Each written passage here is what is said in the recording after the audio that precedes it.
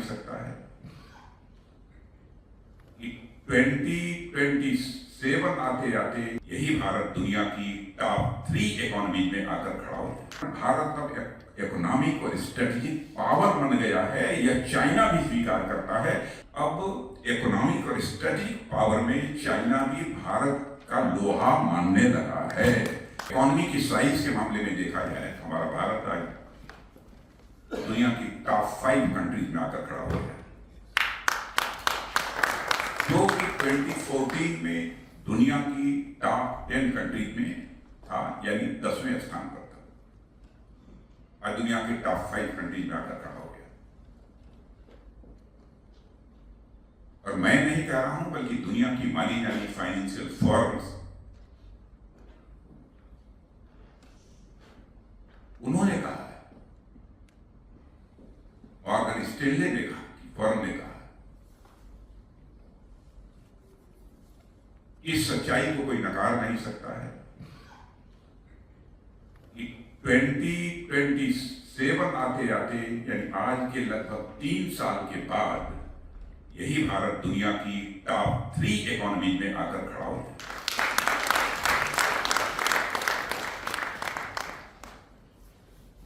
और दुनिया की अन्य सारी जो भी हमारी फाइनेंशियल अथवा इकोनॉमिक फर्म्स हैं, उनके नामों की चर्चा बहुत नहीं करना चाहता हूं, लेकिन अब लोग यह कहते हैं कि 2075 आते आते, 2080 आते आते भारत इकोनॉमी की साइज के मामले में दुनिया में नंबर 1 की कंट्री है।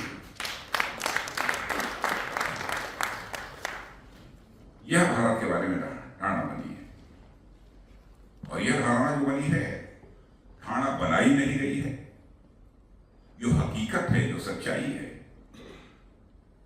जो कुछ भी भारत में इस समय हो रहा है, भारत जितनी तेजी के साथ आगे बढ़ रहा है, उसके कारण यह धारणा बनी है। ग्लोबल टाइम्स, आप लोगों ने नाम सुना होगा, यह तो एक प्रकार से चाइना का माउथपीस है। सामान्यतः गवर्नमेंट जो सोचती है वही ग्लोबल टाइम्स में लिखा जाता है। एक वहां के माने जाने राइटर, शायद नाम गलती हो सकती है, जैसे ज़ैंग ज़ोडियांग या कुछ ऐसे ही नाम है उनका, उन्होंने एक आर्टिकल लिखा है कि what I feel about Bharat narrative in India. यह आर्टिकल उन्होंने लिखा है। उस आर्टिकल में उन्होंने कहा है कि चाइना में भारत के बारे में जो एक परसेप्शन पहले था, उसमें एक ड्रास्टिक चेंज आया है, बहुत बड़ा बदलाव है। चाइना गवर्नमेंट भी यह मानती है कि भारत में इकोनॉमिक और जो स्ट्रेटेजिक जो चेंजेस आए हैं, उसके कारण भारत अब इकोनॉमिक और स्ट्रेटेजिक पावर बन गया है, यह चाइना भी स्वीकार करता है। यह चाइना के रहने वाले एक राइटर ने ग्लोबल टाइम्स में लिखा है, जो कि जो चाइनीज गवर्नमेंट का ये माउथपीस पेपर है।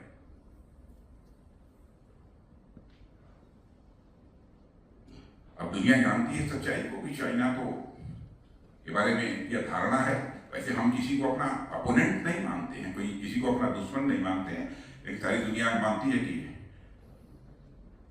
भारत और चाइना के रिलेशंस ठीक नहीं है, लेकिन हम तो सबके साथ ठीक करना चाहते हैं।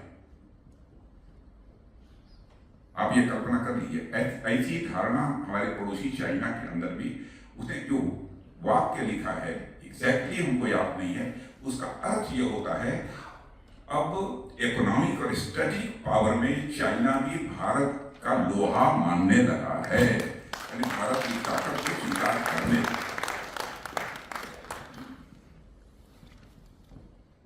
यह भारत के बारे में धारणा बनी है,